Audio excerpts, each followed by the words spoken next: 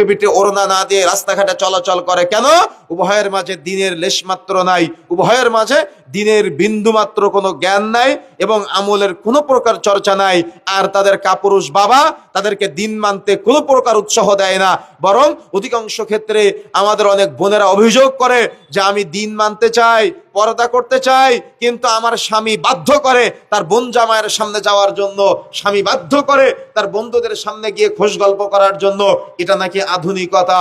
তার মানে এভাবেই আমাদের সমাজে জাহালত চলতেছে, এভাবেই আমাদের সমাজের পাপাচার চলতেছে, এভাবেই আমাদের সমাজের ভুলুণ্ঠিত পরিবারগুলা দিনে দিনে বেড়ে উঠতেছে, যার কারণে একটা আদর্শ সন্তান আমরা উপহার দিতে পারতেছি না। এই জন্য প্রিয় বন্ধুরা আমার, আমি আজকে আপনাদেরকে বলে যাচ্ছি, নতুন বিবাহ করার পর থেকে আল্লাহর কাছে দোয়া করবেন, রব্বি হাবলি মিনাস সালিহিন। আল্লাহ, তোমার কাছে একটা নেককার পরহেজগার সুসন্তান চাচ্ছি। আল্লাহর কাছে সুসন্তান চাইতে হয়, আল্লাহর কাছে কল্যাণকর সন্তান চাইতে হয়, আল্লাহর কাছে নেককার সন্তান চাইতে হয়, আল্লাহর কাছে পরহেজগার সন্তান চেয়ে নিতে হয়। আপনি আল্লাহর কাছে সন্তান চাইবেন যখনই আপনাকে আল্লাহ সুবহানাহু ওয়া তাআলা মাতৃগর্ভে সন্তান দিবে, যখন আপনি সুসংবাদ পাবেন, তখন সিরিয়াল না দেখে, সিনেমা না দেখে, গান বাজনার নেশায় মুক্ত না হয়ে আপনি আপনার সন্তানকে সে দুনিয়াতে আসার পরে যে শিক্ষাগুলা দিবেন, এই শিক্ষা যেগুলা দিবেন সেগুলা সন্তান দুনিয়াতে আসার আগেই আপনি বোন সেই শিক্ষাগুলো অর্জন করার চেষ্টা করতে হবে আপনার। যখন সন্তান দুনিয়াতে চলে আসবে, সন্তান দুনিয়াতে আসার সাথে সাথে সমাজে প্রচলিত আছে ডান কানে আজান বাম কানে ইকামত। উলামায়ে কেরাম ইকামতের ব্যাপারটা ত্রুটিপূর্ণ বলেছেন, সুতরাং আপনি চাইলে আজান শোনাতে পারেন। বাচ্চা দুনিয়াতে আসার সাথে সাথে আপনি চিন্তা করবেন আপনার সন্তানের কি নাম রাখবেন। সুন্দর নাম রাখার জন্য সপ্তম দিনকে বাছাই করার চেষ্টা করবেন সুন্নাহ পদ্ধতিতে। যেদিন আপনার বাচ্চা জন্মগ্রহণ করবে, যদি মাগরিবের পরে বাচ্চা জন্মগ্রহণ করে, সূর্যাস্তের সাথে সাথে আরবিতে দিন পরিবর্তন হয়, পরবর্তী দিনের গণনায় আপনার সন্তানের জন্য সপ্তম দিনে আকিকা দেওয়ার প্রস্তুতি গ্রহণ করবেন। এটা হলো বাবা হিসেবে আপনার সন্তানকে নিয়ে পরিকল্পনা, এটা হলো মা হিসেবে আপনার সন্তানকে নিয়ে পরিকল্পনা। যখন সন্তান দুনিয়াতে আসবে, আপনার সন্তানের সুন্দর একটা নাম, কত দুনিয়াবি, তার মানে ইসলামের সাথে সামঞ্জস্যপূর্ণ না, শরীয়ত সমর্থন করে না, এমন বহু নাম কিন্তু আমাদের সমাজে প্রচলিত আছে যে নামের একটা ভালো অর্থ হয় না। এমন বহু নাম আপনি আপনার সন্তানের জন্য রাখেন, কিন্তু আপনার সন্তানকে তার মৃত্যুর সময় থেকে শুরু করে আপনার সন্তানের আপনার নামের সাথে তার নামটা যুক্ত করে কিন্তু আহ্বান করা হবে। মনে রাখার চেষ্টা করবেন আপনার সন্তানের জন্য সুন্দর নাম, অর্থবোধক নাম, যে নামের অর্থটা অত্যন্ত সুন্দর হয়, ছেলে হোক চাই মেয়ে হোক, সুন্দর নাম রাখার পরিকল্পনা গ্রহণ করবেন। সপ্তম দিনের দিন আপনার সন্তানের আকিকা দিবেন। ছেলে হলে 2টা ছাগল, 2টা ভেড়া বা 2টা দুম্বা, মেয়ে হলে 1টা ছাগল, 1টা ভেড়া বা 1টা দুম্বা দিয়ে সুন্নাহ পদ্ধতিতে আপনি আপনার সন্তানের আকিকা সম্পূর্ণ করবেন। আকিকা সম্পূর্ণ করার পরে আপনি আপনার সন্তানের জন্য প্রচেষ্টা চালাবেন। কোনো একজন যাকে আপনার মনে হবে যে সেই ব্যক্তি পরহেজগার, সেই ব্যক্তি তাকওয়াশীল, অত্যন্ত পরহেজগার আলেম, আপনি তার কাছে আপনার সন্তানকে নিয়ে তাহনিক করিয়ে নেবেন। আপনার সন্তান যাতে করে দিনদার, পরহেজগার, তাকওয়াশীল হিসেবে দুনিয়াতে বেড়ে ওঠে, ওই আলেমের কাছ থেকে আপনি আপনার সন্তানের জন্য দোয়া নিয়ে আপনার সন্তানের পথ চলার জন্য ওই দিন থেকে আপনার টার্গেট থাকবে যাতে করে আপনার সন্তান পথভ্রষ্ট হয়ে না যায়, যাতে করে আপনার সন্তান একটা আদর্শিত সন্তান হয়। দিন যায় রাত্রি যায়, সন্তান বেড়ে উঠতেছে, সন্তান বড় হচ্ছে, ভালো মন্দ বোঝার ক্ষমতা আপনার সন্তানের হচ্ছে। মনে রাখার চেষ্টা করবেন রাসূলুল্লাহ সাল্লাল্লাহু আলাইহি সাল্লাম যে বলেছেন, মুরু আওলাদাকুম বিসসালাতি ওয়া হুম আবনাউ সাবঈ সিনিন, তোমাদের সন্তানদের বয়স যখন 7 বছর হবে তখন তাদেরকে নামাজের প্রশিক্ষণ দাও, সালাতের প্রশিক্ষণ দাও। 7 বছর বয়সে কেন আল্লাহ রাসূল সালাতের প্রশিক্ষণের কথা বলেছেন, এই হাদিসকে নিয়ে গবেষণা করা হয়েছে। আপনি উইকিপিডিয়া সার্চ করলে দেখতে পাবেন যে 7 বছর বয়স যখন একটা ছেলে বা একটা মেয়ের হয়, তখন তার মাথার ভিতরে থাকা 1 লক্ষ বিলিয়ন সেল থাকে, যে সেলগুলো সচল থাকে। 7 থেকে 10, 10 থেকে 12, 12 থেকে 18, এভাবে যত তার বয়স বাড়তে থাকে ওই সেলগুলা নিষ্ক্রিয় হয়ে যায়, মরে যায়। আপনি তার ব্রেনে আর যাই দেন না কেন, আপনি ঢুকাতে পারবেন না। যেমন ছোট্ট বাল্য অবস্থায় একটা আয়াত মুখস্থ করতে আপনার কতটুকু সময় লাগতো? 5 মিনিট সময় লাগতো, 2 মিনিট সময় লাগতো। কিন্তু এখন একটা আয়াত মুখস্থ করতে, একটা দোয়া মুখস্থ করতে আপনার 3 দিন, 5 দিন, 7 দিন লেগে যায়, তবু আপনি একটা দোয়া মুখস্থ করতে পারেন না। কেন? সেল নিষ্ক্রিয় হয়ে গিয়েছে, সেল মরে গিয়েছে। সেই জন্য সন্তানকে ছোট্ট বাল্য অবস্থায় লজ্জার শিক্ষা দিতে হবে। উলামায়ে কেরাম বলেছেন, ছোট্ট একটা হাদিস, আল হায়াউ লা ইয়াতি ইল্লা বিখাইর, লজ্জাশীলতা কল্যাণ ছাড়া কিছু আনায়ন করে না। যেখানে লজ্জা নাই সেখানে কল্যাণ নাই, যেখানে লজ্জা আছে সেখানে কল্যাণ আছে। হাদিস ছোট্ট, হাদিসের ইবারত অনেক ছোট্ট, কিন্তু হাদিসের তিনটা ব্যাখ্যা করেছেন উলামা ইকরাম। এক, নিজেকে নিজে লজ্জা পাওয়া। আপনার সন্তানকে ছোট্ট বাল্য অবস্থায় তার নিজেকে নিজে লজ্জা পাওয়া শিক্ষা দিবেন। তার মানে আপনার সন্তান সে নিজেকে লজ্জা পাবে, তার মানে সে ভাববে আমি তো আব্দুল্লাহ, আমি কি পাপ করতে পারি, আমি কি গুনাহ করতে পারি, এই পাপ তো আমার দ্বারা সম্ভব না, আমি কেন পাপ করব, এই পাপ আমার দ্বারা কখনো সম্ভব না। তার মানে আপনি বাবা মা হিসেবে তাকে এমন ভাবে গড়ে তুলবেন যেন আপনার সন্তান নিজেকে নিজে লজ্জা পায়। দুই নম্বরে, সে অভিভাবকদের লজ্জা পাবে, তার মানে বড়দের ছোটরা লজ্জা পাবে। তার মানে আপনাকে এমন ভাবে দুনিয়াতে চলতে হবে যাতে করে সে আপনাকে লজ্জা পায়। আপনাকে যদি আপনার সন্তান লজ্জা না পায় তাহলে ও দুনিয়ার কাউকে লজ্জা পাবে না। তিন নম্বরে, সে আল্লাহকে লজ্জা পাবে। তার মানে সে যখন নিজেকে নিজে লজ্জা পাবে, সে যখন অভিভাবকদের লজ্জা পাবে, সে যখন আল্লাহকে লজ্জা পাবে, তখন সে প্রকাশ্যে পাপ করা থেকে বিরত থাকবে তো থাকবে, সে গোপনে পাপ করা থেকে বিরত থাকবে।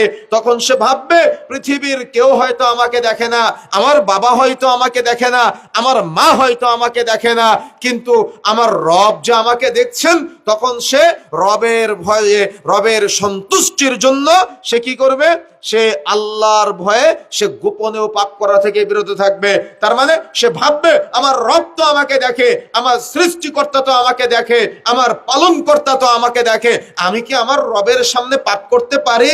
বলেন তো, আপনি যে কোম্পানিতে চাকরি করেন বা আপনি যে মাদ্রাসায় চাকরি করেন, সামান্য মাদ্রাসার প্রিন্সিপালকে আপনি কত ভয় পান, সামান্য সিসি ক্যামেরাকে আপনি কত ভয় পান, সামান্য আপনি যে কোম্পানিতে চাকরি করেন এই কোম্পানির মালিককে আপনি কত ভয় পান। কিন্তু আপনার মালিক, যিনি আপনাকে সৃষ্টি করেছে, যিনি আপনার পালনকর্তা, যিনি আপনার রিজিক দাতা, যিনি আপনার রব, যিনি আপনার ইলাহ, সেই রব দেখতেছে যে আপনি চুরি করতেছেন, সেই রব দেখতেছে আপনি দেখা যাচ্ছে গোপনে পাপ করতেছেন, সেই রব দেখতেছে যে আমার এই বান্দা কোন কোন অপরাধে জড়ায়। পৃথিবীর মানুষ যদি আপনার এই দুনিয়াবি কোনো একজন যার অধীনস্থ আপনি, সে যদি আপনার অপরাধ সম্পর্কে জানতে পারে আপনার চাকরি থেকে বের করে দেয়, কিন্তু আপনার রব আপনাকে এতটাই ভালোবাসে যে আপনার রব দেখে আপনি কানে হেডফোন লাগিয়ে গান শুনতেছেন, কিন্তু আপনার রব আপনার কানের শ্রবণ শক্তি বন্ধ করে দেয় না। আপনার রব অপেক্ষায় থাকে যে কখন আমার বান্দা আবার ভুল করার পরে ক্ষমা চাইবে। আপনার রবের প্রতি আপনি এতটাই জুলুম করেন, তার মানে আপনার রব আপনার চোখটা দিয়েছেন কত চমৎকার নিয়ামত, একটু চোখটা বন্ধ হয়ে গেলেই যার চোখ নাই তার কাছে জিজ্ঞাসা করবেন যে চোখটা কত বড় নিয়ামত। কিন্তু আমি আপনি চোখ দিয়ে চোখের জেনায় লিপ্ত হই, চোখ দিয়ে কত পাপাচারে লিপ্ত হই। কত মানুষ কথা বলতে পারে না, কিন্তু আল্লাহ সুবহানাহু ওয়া তাআলা কথা বলার মতো ক্ষমতা দিয়েছে, আর আপনি এই জবান দিয়ে একটা রিকশাওয়ালা হয়তো আপনাকে একটু কষ্ট দিয়েছে, অমুকের বাচ্চা তমুকের বাচ্চা বলে আপনি গালিগালাজ করে দেন। মনে রাখার চেষ্টা করবেন, এগুলো আপনার সন্তান শিখে। রাস্তা দিয়ে যাচ্ছেন, দেখতেছেন যে আপনার বাইকের নিচে একটা মুরগি পড়েছে, আপনি সঙ্গে সঙ্গে বাইকটা ঘুরিয়ে ওই মুরগির মালিককে খুঁজে বের করে 200 টাকা দিলে আপনার সন্তান আপনাকে যতটা মূল্যায়ন করবে। কিন্তু আপনি যদি এটা না করে, আপনি যদি আপনার সন্তানকে বলেন আব্বু দ্রুত বাইক চালিয়ে চলে যাও যাতে করে ধরতে না পারে, আপনার সন্তান আপনাকে কেমন মূল্যায়ন করবে আপনি চিন্তা করবেন। আমার কথা বুঝেন না মনে হয়, আমার কথা বুঝতে পেরেছেন? তার মানে ছোট হয়ে ও বড়দের কি করবে, সম্মান করবে, আল্লাহকে ভয় পাবে। সুতরাং এই ছোট্ট একটা হাদিস কিন্তু তিনটা ব্যাখ্যা কত চমৎকার চমৎকার। তবে ইমাম নববী রাহিমাহুল্লাহ আর একটা চমৎকার ব্যাখ্যা করেছেন হাদিসের, সেটা হলো তিনি কত তীক্ষ্ণ ব্রেনের, দেখেন আল্লাহ সুবহানাহু ওয়া তাআলা তাদের কত মেধা দিয়েছেন। ছোট্ট একটা হাদিস কিন্তু তিনটা ব্যাখ্যার পাশাপাশি তিনি আরেকটা ব্যাখ্যা দিয়েছেন, ছোটরা যেমন বড়দের লজ্জা পাবে, বড়দের উচিত ছোটদের লজ্জা পাওয়া। কেন? বড়রা যদি ছোটদের লজ্জা না পায় তাহলে ছোটরা কখনো বড়দের লজ্জা পাবে না। আপনি বুঝেন নাই, আপনি বুঝেন না মনে হয়। কি বুঝেছেন বলেন? ইমাম নববী রাহিমাহুল্লাহ এই যে চমৎকার কথাটা বলেছেন, আপনি কি বুঝলেন? তিনি ব্যাখ্যা দিচ্ছেন বড়দের ছোটরা লজ্জা পাবে তখনই যখন বড়রা ছোটদের লজ্জা পাবে। তার মানে বাবা যদি সন্তানকে লজ্জা পায় তাহলে সন্তান বাবাকে লজ্জা পাবে। আপনি বুঝেন না মনে হয়। তার মানে আপনি আপনার সন্তানকে লজ্জা পাবেন কিভাবে? আপনি আপনার সন্তানের সামনে অপরাধ করা থেকে বিরত থাকবেন। কেমন অপরাধ? দেখা যাচ্ছে আপনার স্ত্রী কোনো একটা ভুল করেছে, সঙ্গে সঙ্গে আপনি কি করলেন, আপনি আপনার স্ত্রীকে পিটানো শুরু করলেন। আমি ভুল কিছু বলেছি কি সমাজে নাই এগুলা? কে দাঁড়িয়ে আছে বলেন তো? কে দাঁড়িয়ে আছে? সন্তান দাঁড়িয়ে আছে। সন্তান বাবা মার মধ্যে মিল মহাব্বত তৈরি করে দেওয়ার জন্য চেয়ারম্যান মেম্বার ডাকে, ইমাম সাহেবদের কাছে গিয়ে অভিযোগ করে যে আমার বাবা মা এই গন্ডগোল করেছে। গত কয়েকদিন আগে একটা যুবক ছেলে ফোন দিয়ে কান্নাকাটি করতেছে যে আমার বাবা মা আমাদের ভাই বোনদের সামনে কোনো একটা বিষয় নিয়ে গন্ডগোল করে, এত গন্ডগোল তীব্র পর্যায়ে চলে গিয়েছে, বাবা মাকে 3 বার তালাক বলে ফেলেছে। কথা বুঝেন না মনে হয়? তার মানে সন্তানের সামনে বাবা মায়ের কি কোনো মূল্য থাকলো, কোনো দাম থাকলো, ইজ্জত থাকলো? আমি আপনাকে এটা বোঝাতে চাচ্ছি যে সন্তানের সামনে অপরাধ করবেন না, যেটাকে বলা হয়েছে গায়রত, যেটাকে বলা হয়েছে ব্যক্তিত্বহীন পুরুষ, ব্যক্তিত্বহীন বাবা মা কখনো আদর্শিত বাবা মা হতে পারে না, কখনো আদর্শিত অভিভাবক হতে পারে না। ও দেখে ওর বাবা দাড়ি কাটে, ছেলেও দাড়ি কাটবে, এটাই বাস্তবতা। ও দেখে ওর বাবা সিগারেট খায়, ছেলেও সিগারেট খাবে, এটাই বাস্তবতা। ও দেখে ওর বাবা সিনেমা দেখে, ছেলেও সিনেমা দেখবে, এটাই বাস্তবতা।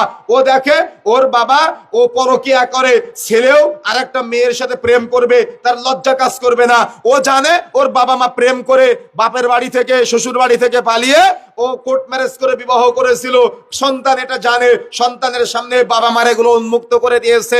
সন্তানও চিন্তা করবে, আরে আমার বাবা মা কোর্ট ম্যারেজ করেছে, শ্বশুর শাশুড়ির অনুমতি নেওয়ার প্রয়োজন মনে করে নাই, কাউকে দাম দেয় নাই, আমি সন্তান তাদের, আমি কিভাবে বাপ মাকে দাম দিব? আমিও প্রেম করে পালিয়ে কোর্টে গিয়ে বিবাহ করব। সে কখনো তার বাবা মাকে মূল্যায়ন করবে না, সে কখনো তার বাবা মাকে দাম দিবে না, এটাই বাস্তবতা। সুতরাং আপনার সন্তানকে আপনি লজ্জা যদি না পান, আপনার সন্তান কখনো আপনার লজ্জা পাবে না। সে ভাববে আমার মা গেঞ্জি গায়ে দেয়, আমিও গেঞ্জি গায়ে দিব। সে ভাববে আমার মা সে বেপরদায় রাস্তাঘাটে চলাচল করে, আমিও বেপরদায় চলবো। সে ভাবে আমার মা মাথার চুল খোলা রেখে রাস্তাঘাটে চলে, আমিও চুল খোলা রেখে রাস্তাঘাটে চলবো। তার লজ্জা কাজ করবে না। কেন? বেলজ্জতি কে বানিয়েছে? তার মা। এজন্যই তো আমি বলেছি কঠিন ভাষায়, আজকে আমাদের সমাজের যুবকদের ধ্বংস করার পিছনে তার বাবার হাত আছে। কেমনে? আজকে যখন রাস্তা দিয়ে যাই, রাস্তা দিয়ে যাওয়ার সময় দেখি, কোন বাজারে গেলে দেখি যে একটা ছেলে সে সিগারেট খায়, বুক ফুলিয়ে সিগারেট খায়। বুক ফুলিয়ে সিগারেট খায় কিভাবে? ও সিগারেট খায় আর ধোঁয়াটা মুরব্বির মুখের দিকে ছড়ে দেয়। ও সিগারেট খায় আর ও কি করে? ও ওই সিগারেটের ধোঁয়াটা ওর বাবার মুখের দিকে ছড়ে দেয়। আলেম ওলামাকে লজ্জা পায় না, মুরব্বিদের লজ্জা পায় না। কেন? তাকে সিগারেট খাওয়া কে শিখিয়েছে? সিগারেট ধরিয়ে দিয়েছে কে? তার নির্লজ্জ বাবা, তার বেহায়া বাবা তাকে আজকে অপরাধী বানিয়েছে। তার বেহায়া বাবা আজকে তাকে মদখোর বানিয়েছে, তার বেহায়া বাবা আজকে তাকে সিগারেট খোর বানিয়েছে। কিভাবে?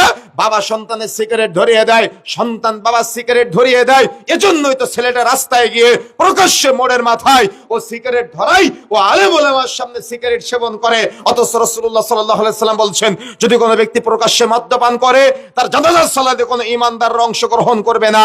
এই হাদিসের উপরে একদিন আমল করে দেখেন, সমাজে মদখোর, সিগারেটখোর যারা প্রকাশ্যে মদ্যপানে জড়ায়, এরা থাকে কিনা? এদেরকে প্রমোট কে করে? এদের বাবা মারা এদেরকে প্রমোট করে। প্রমোট কে করে?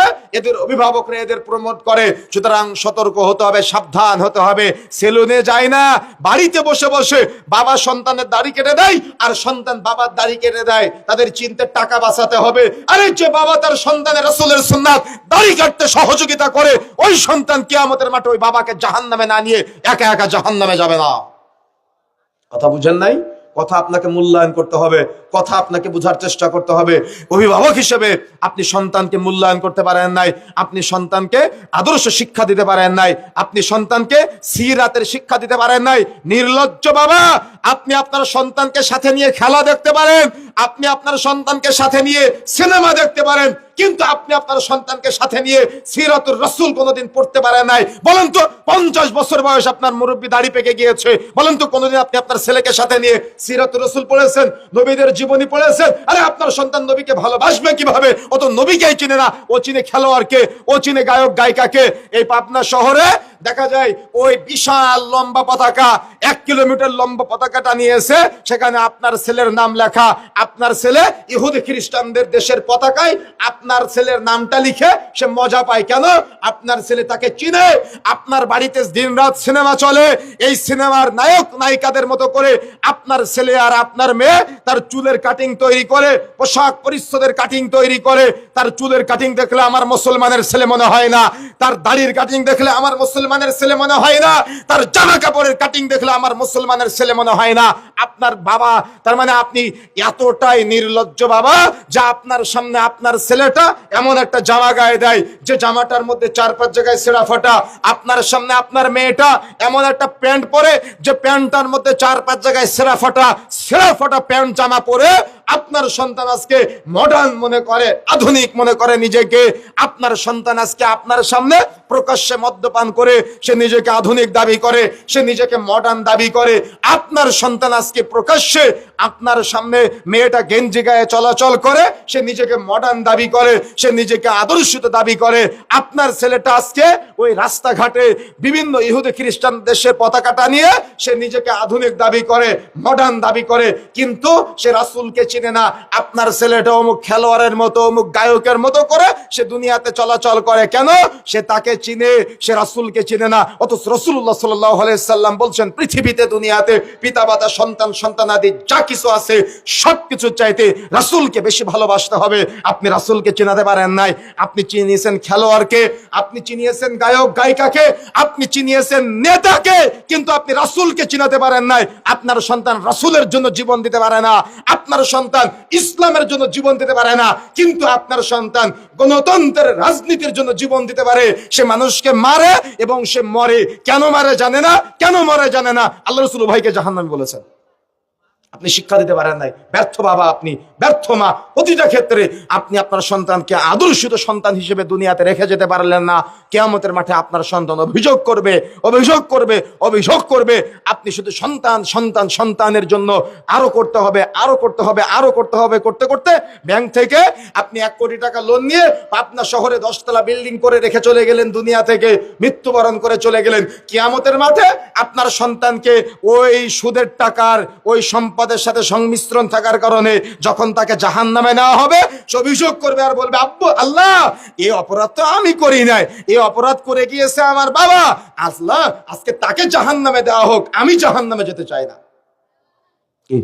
কি করবেন সেদিন আপনি? কি করবেন সেদিন আপনি কিয়ামতের মাঠে বিভীষিকাময় পরিস্থিতিতে? আপনি কি করবেন বলেন? কি করার আছে আপনার? সেদিন আপনি কিভাবে সেই পরিবেশ সামলাবেন? সেদিন আপনার পরিস্থিতিটা কেমন হবে? আজকে দুনিয়াতে আপনি সন্তানকে আদর্শিত করতে পারলেন না। আপনার সন্তানের সকাল 7টায় প্রাইভেট, সকাল 8টায় স্কুল, আবার বিকাল 5টায় অনলাইন কোচিং, সন্ধ্যার পরে প্রাইভেট দিতে পারেন, কিন্তু 15 মিনিট মক্তবে পাঠাতে পারেন না, 15 মিনিট কোরআন শিক্ষা দিতে পারেন না। আপনার বাড়িতে গিয়ে কোরআন মাজিদ চাইলে সুন্দর করে গামছা দিয়ে মুছতে কোরআন মাজিদ দেন। তার মানে কতদিন যে কোরআন মাজিদটা ধরা হয় না, কতদিন যে কোরআন মাজিদটা পড়া হয় না, তার কোনো গুণাগাথা নাই। তার মানে যে বাড়িতে কোরআন মাজিদের চর্চা হয় না, ওই বাড়িতে বরকত আশা করা যায় না। মনে রাখার চেষ্টা করবেন, আপনার সন্তানের 15 মিনিট কোরআন শিক্ষা দিতে পারলেন না, আপনার সন্তানের দুনিয়াবি বহু শিক্ষায় শিক্ষিত করলেন, এটার 5 পয়সা কিয়ামতের মাঠে মূল্য থাকবে না। এজন্য তো আল্লাহ রাসূল বলেছেন, কিয়ামতের আগে মূর্খতা বর্ষণ হবে। মূর্খতা বর্ষণ হবে মানে কি? মানুষের শরীয়তের জ্ঞান থাকবে না, মানুষের কোরআন হাদিসের জ্ঞান থাকবে না, মানুষের ইসলামের জ্ঞান থাকবে না। বাস্তবতা আপনি মিলান, আজকে বাস্তবতা মিলান। বাস্তব চিত্র বললাম, রাস্তা দিয়ে আসতে আসতে কোথায় জানি দেখলাম কনসার্ট হচ্ছে, সেখানে মানুষ চেয়ারে জায়গা ধরে না, মানুষ দাঁড়িয়ে দাঁড়িয়ে কনসার্ট দেখতেছে। আর আজকে কোরআন হাদিসের বক্তব্য হচ্ছে, কিন্তু মানুষের খুঁজে পাওয়া যায় না। কেন? মানুষ মনে করে আমি সব জেনে ফেলেছি, মানুষ মনে করে আমি সব জ্ঞান অর্জন করে ফেলেছি। সুতরাং আমাকে আপনাকে সতর্ক হতে হবে, আমার আপনার সাবধান হতে হবে। আমার আপনার সন্তানকে আদর্শিত করার জন্য সন্তান যখন দুনিয়াতে আসবে, আসার সাথে সাথে পরিকল্পনা গ্রহণ করতে হবে। আমি বাবা হিসেবে যেন আমার সন্তান কখনো আমাকে অপরাধী সাব্যস্ত করতে না পারে।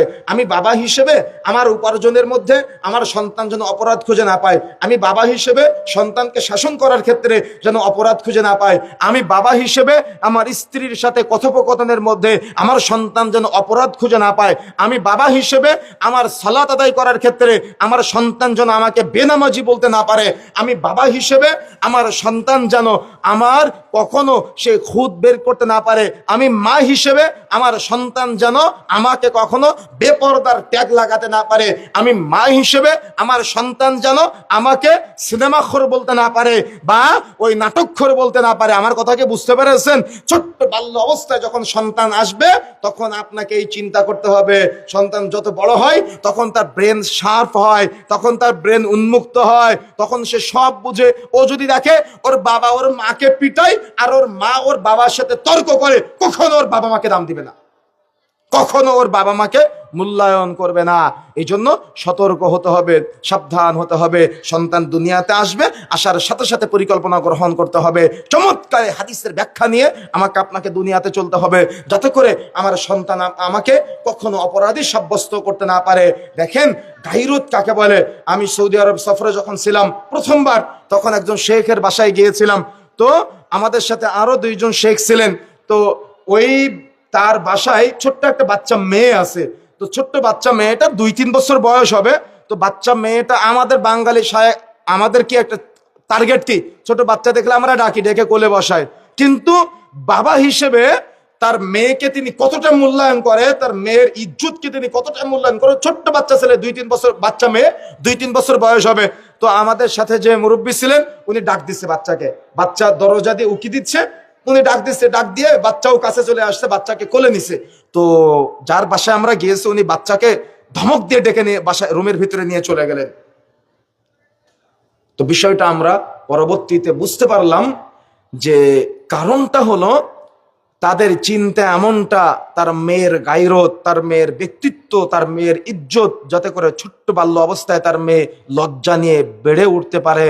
তাদের চিন্তা কেমন আর আপনার চিন্তা কেমন? তার মানে ছোট্ট বাল্য অবস্থায় যেন আমার কন্যা সন্তান আর একজন তাকে নিয়ে কোনো বদ চিন্তা করতে না পারে। এখন তো সোশ্যাল মিডিয়ার যুগ, ছোট ছোট বাচ্চাদেরকে নিয়েও মানুষ কুচিন্তা করে, খারাপ চিন্তা করে, মন্দ চিন্তা করে। আপনার সন্তানকে নিয়ে কত গভীরে চিন্তা করতে হবে, আপনি কি বুঝতে পেরেছেন? আমি বুঝাতে পারি না, মানে আপনাকে আমি বুঝাতে পারি নাই যে আপনার সন্তানকে নিয়ে কত সূক্ষ্ম চিন্তা করা দরকার ছিল আপনার। কিন্তু আপনার মেয়েটাকে আপনি উন্মুক্ত বিশ্ববিদ্যালয়ে পাঠিয়ে দিলেন, যেখানে ফ্রি মিক্সিং পড়াশোনা। আপনার মেয়েটাকে এমন একটা মাদ্রাসায় দিলেন, আলিয়া মাদ্রাসাগুলা এখন আর মাদ্রাসা বলা যাবে না, এগুলা আলিয়া মাদ্রাসাগুলাতে বোরখা পরিয়ে নির্লজ্জ প্রিন্সিপাল, নির্লজ্জ মুহাদ্দিস, নির্লজ্জ হুজুর এদের সামনে বসে বসে স্টেজের মধ্যে শ্রদ্ধাঞ্জলির নামে বোরখা পরিয়ে মেয়েদেরকে স্টেজে নাচায়। হালাল বোরখা ড্যান্স নাম দিয়েছে, নাউযুবিল্লাহ। এই জাতি ধ্বংসের উপক্রম। তার মানে এই জাতি যে ধ্বংসের দ্বার প্রান্তে, তার দিক নির্দেশনা বা তার নিদর্শন হলো এগুলাই, যে আজকে বোরখা পরিয়ে মেয়েদেরকে মাদ্রাসাগুলাতে স্টেজের উপরে নাচানো হচ্ছে গানের তালে তালে। সুতরাং সতর্ক হতে হবে। আপনি এমন জায়গায় আপনার মেয়েটাকে পাঠালেন যেখানে আপনার মেয়েটা একটা ছেলের মোটরসাইকেলে করে কলেজ ভার্সিটিতে যায়, ওই ছেলেটা আপনার মেয়েকে নামিয়ে দিয়ে যায়। আর ইসলামী শরীয়তের মাসালা হলো, দুইজন ছেলে এক বিছানায় ঘুমালে এক কম্বলের নিচে ঘুমাতে পারবে না।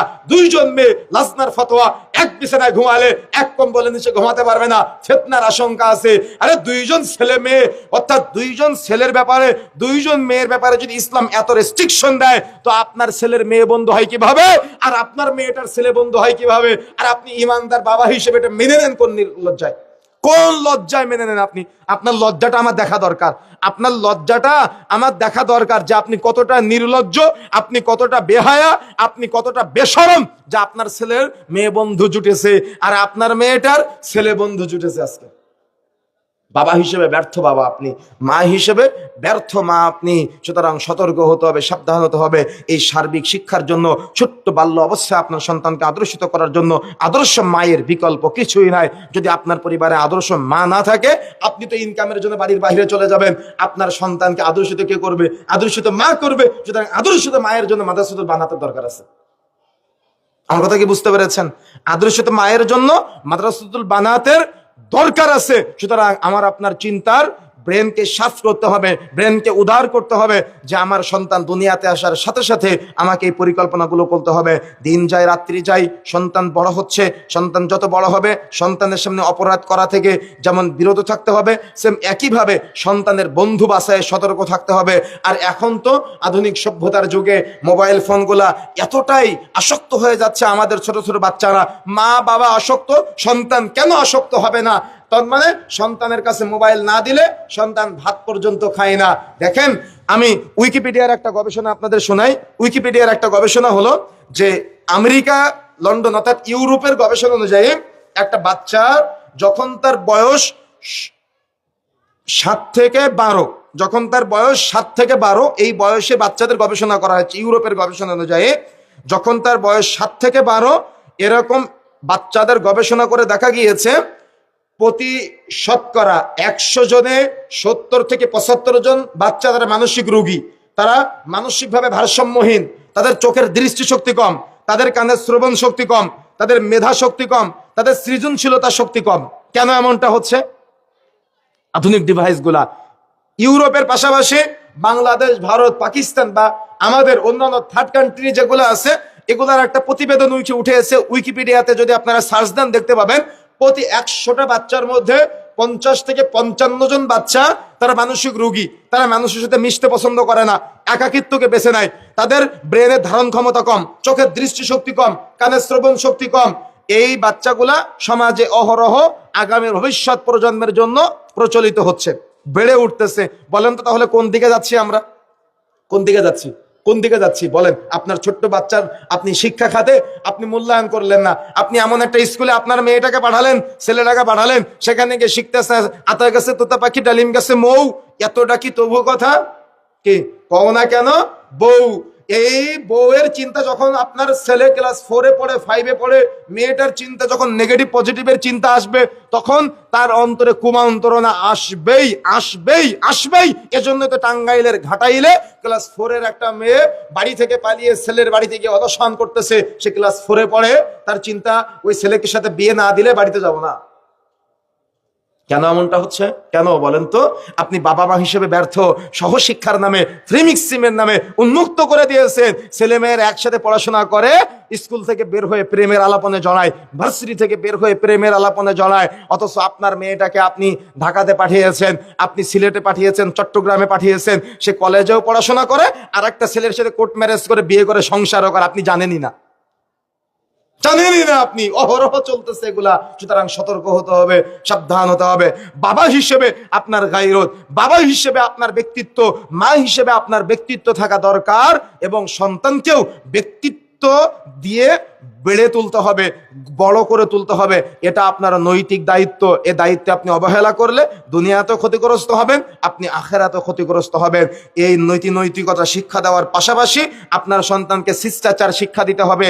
শিষ্টাচার, রাসূলের শিখানো শিষ্টাচার, সুন্নাহ পদ্ধতির শিষ্টাচার আপনি কোথায় পাবেন? সিরাত রাসূলের মধ্যে পাবেন। আজকে থেকে আপনার পরিবারে ফজরের সালাতের পরে কোরআনের তাফসীর পড়বেন, অন্তত প্রতিদিন 5টা আয়াতের তাফসীর পড়বেন, অন্তত কোন একটা সিরাতুর রাসূল থেকে আপনার সন্তানের নবীদের জীবনীগুলা শিক্ষা দেওয়ার চেষ্টা করবেন, তাহলে আপনার সন্তান পথভ্রষ্ট হবে না, আমি আশা রাখি ইনশাআল্লাহ। এটার পাশাপাশি আপনার সন্তানকে সালাতের শিক্ষা দিতে হবে। ও যদি দেখে ওর বাবা ফজরের সময় ঘুমায়, সে কিন্তু কখনো ফজরের সময় সালাতে উঠবে না। ও যদি দেখে ওর বাবা জুমার দিন সবার শেষে মসজিদে যায়, ও কিন্তু জুমার দিন মসজিদে যাবে না। আমার এখনো মনে পড়ে আমাদের গ্রামে, শহরে যেখানে সাতক্ষীরাতে আমাদের বাসা, সেখানে আহলে হাদিস মসজিদ নাই। তো আমার আব্বু প্রায় 7-8 কিলোমিটার দূরে সাতক্ষীরা শহরে পলাশপুর মসজিদ, আহলে হাদিস মসজিদ আছে একটা, সেখানে জুমার দিন আজানের আগে মসজিদে নিয়ে যেতেন ছোটবেলায় আমাদের। তো বাবা যদি সন্তানকে নিয়ে টার্গেট না করে, সন্তান কখনো আদর্শিত হয় না। আমার কথা বুঝতে পেরেছেন? সন্তান যদি দেখে তার বাবা বেনামাজি, সন্তানকে যদি আপনি 1000 বার নামাজ পড়তে বলেন, ও সালাত আদায় করবে না। এই জন্য বাবাকে আগে সালাত আদায় করতে হবে। ছোট্ট বাল্য অবস্থায় যে হাদিস বলেছিলাম না, 7 বছর বয়সে মুরু আওলাদাকুম বিসসালাতি ওয়া হুম আবনাউ সাবঈ সিনিন, তোমাদের সন্তানদের বয়স যখন 7 বছর হবে তখন তাদেরকে সালাতের প্রশিক্ষণ দাও। 10 বছর বয়সে সালাত আদায় না করলে প্রয়োজনে পিটাতে পারেন। সুতরাং সন্তানদেরকে সালাতের প্রশিক্ষণ দিতে হবে। মসজিদে আপনি সাথে নিয়ে যাওয়ার ট্রাই করবেন, চেষ্টা করবেন। মসজিদে নববীতে 2 হারামে অর্থাৎ মক্কা মদিনায় আমরা দেখেছি, সেখানে হারামাইনে ছোট ছোট বাচ্চারা দৌড়াদৌড়ি করে, আনন্দ করে মসজিদের ভিতরে, কারণ নামাজের ক্ষতি হয় না। কিন্তু আমাদের সমাজের বেনামাজি দায়িত্বশীল মসজিদ কমিটি আছে কিছু, বাচ্চা মসজিদে এসে কথা বললে বাচ্চাকে মসজিদ থেকে বের করে দেয়। কে আছে কিনা? কে আছে আমাদের সমাজে? তাহলে বাচ্চা একটু মসজিদে এসে কথা বললেই বাচ্চাকে মসজিদ থেকে বের করে দেয়। কোন মুফতি সাহেব ফতোয়া দিয়েছে বাচ্চা কথা বললে আপনার নামাজের ক্ষতি হবে? কোন মুফতি সাহেবের ফতোয়ার ভিত্তিতে আপনি ছোট বাচ্চাকে মসজিদ থেকে বের করে দিলেন? বরং উলামা ইকরাম বলেছেন, মসজিদের পিছনের কাতারা যদি বাচ্চাদের কিসির মিসিরের শব্দ শোনা না যায়, মনে করবে পরবর্তী প্রজন্মের মসজিদ মুসাল্লি শূন্য হয়ে গেছে। যার বাস্তবতা আপনি মিলান। সিলেটে আমাদের আত্তাকুয়া মসজিদে ছোট ছোট বাচ্চারা একদিন খেলা করতেছে। এই ভিডিও অনলাইনে আসার পরে বলতেছে লামাজহাবিরা তাদের মসজিদের মধ্যে খেলা করায়। কথা বুঝেন নাই? আরে খেলা করলে বাচ্চারা মসজিদে এসে নামাজ শিখুক। কথা বুঝেন নাই? আমার কথা বুঝতে পেরেছেন? মসজিদে নববীর মতো জায়গায়, কাবার মতো যেখানে অর্থাৎ হারামাইন আর শরীফাইন বলা হয়, সেখানে ছোট ছোট বাচ্চারা কত চমৎকার ভাবে তারা খেলাধুলা করে, কেউ তাদের বাধা দেয় না। তারা মসজিদে আসে সালাত আদায় করে, কেউ বাধা দেয় না। কিন্তু আপনার সমাজে আমরা এতটাই পরহেজগার হয়ে গেলাম, আমরা এতটাই তাকওয়াশীল হয়ে গেলাম, আমরা এতটাই আল্লাহওয়ালা হয়ে গেলাম যে আমাদের সন্তানরা মসজিদে এসে কথা বললে আমাদের নামাজের ক্ষতি হয়। আমার কথা বুঝতে পেরেছেন? তার মানে আমাদের ব্যর্থতা। সুতরাং সতর্ক হতে হবে, সাবধান হতে হবে। সন্তানকে নিয়ে আমাদের টার্গেট থাকতে হবে, সন্তানকে নিয়ে আমাদের পরিকল্পনা থাকতে হবে, সন্তানকে নিয়ে আমাদের চিন্তা থাকতে হবে যে আমার সন্তান যেন একটা আদর্শিত বাবা পায়, আমার সন্তান যেন আদর্শিত সন্তান হিসেবে দুনিয়াতে বেড়ে উঠতে পারে, গড়ে উঠতে পারে। আমাদেরকে এই প্রচেষ্টা চালাতে হবে। পারবো ইনশাআল্লাহ? বলেন পারবো ইনশাআল্লাহ? আমাদের চেষ্টা থাকতে হবে। যদি আমরা চেষ্টা না করি তাহলে আমাদের কিন্তু মৃত্যু হয়ে যাবে। দুনিয়াতে যেমন আমরা ক্ষতিগ্রস্ত হব, মৃত্যুর পরেও ক্ষতিগ্রস্ত হওয়ার প্রবল সম্ভাবনা আছে। সুতরাং আসুন আমরা তওবা করে ফিরে আসি, আমরা একটা আদর্শিত ভবিষ্যৎ প্রজন্ম রেখে যাই, যে ভবিষ্যৎ প্রজন্ম তারা মুরব্বীদের দেখে সম্মান করবে, তারা মাদকের সাথে জড়াবে না, তারা গান বাজনার সাথে জড়াবে না। আজকে যুবক ছেলেরা তারা মুরব্বীদের দেখলেই দেখে তার বাবা, তার সামনে আলেম ওলামা দাঁড়িয়ে আছে, মুরব্বীরা দাঁড়িয়ে আছে, তাদের সামনে এমন ভাবে উদ্ভট হয়ে চলাফেরা করে যেগুলা তাদের লজ্জার বহিঃপ্রকাশ। তার মানে তাদের মাঝে যে লজ্জা নাই সেটা বোঝা যায়। তাই আসুন আমরা একটা আদর্শিত সমাজ, আদর্শিত পরিবার গড়ার জন্য, গড়ে তোলার জন্য আমরা আজকে থেকে প্রচেষ্টা চালাই। পারবো ইনশাআল্লাহ? বলেন পারবো ইনশাআল্লাহ? চেষ্টা করতে হবে আমাদের। আল্লাহ সুবহানাহু ওয়া তাআলা মাদ্রাসাতুল বানাত এর উদ্যোগে আজকে যে আয়োজনে আমাদের কবুল করেছেন, আমি সহ আমাদের সবাইকে যেন যে কথাগুলো বলেছে সংক্ষিপ্ত সময়ে আমলে বাস্তবায়ন করার তৌফিক দান করেন। বলেন আমিন। এবং আমরা যেন আদর্শ ভবিষ্যৎ প্রজন্ম গড়ার লক্ষ্যে আদর্শ বাবা এবং মা হিসেবে দুনিয়াতে আমরা সন্তানদের সামনে উপস্থাপিত হতে পারি, এবং কিয়ামতের মাঠে যেন আমাদের সন্তানদের সামনে সসম্মানে আমরা তাদেরকে সাথে নিয়ে জান্নাতে যেতে পারি। আল্লাহ সুবহানাহু ওয়া তাআলা আমাদের সবাইকে সেই তৌফিক দান করুন। আল্লাহুম্মা আমিন। এই আশা, এই দাবি, এই দাওয়া ব্যক্ত রেখে সংক্ষিপ্ত সময়ের আলোচনা আমরা এখানে সমাপ্ত করছি। সুবহানাকাল্লাহুম্মা বিহামদিক, আশহাদু আল্লা ইলাহা ইল্লা আনতা, আস্তাগফিরুকা ওয়া আতুবু ইলাইক। আসসালামু আলাইকুম ওয়া রাহমাতুল্লাহি ওয়া বারাকাতুহু। আলহামদুলিল্লাহ, আজকে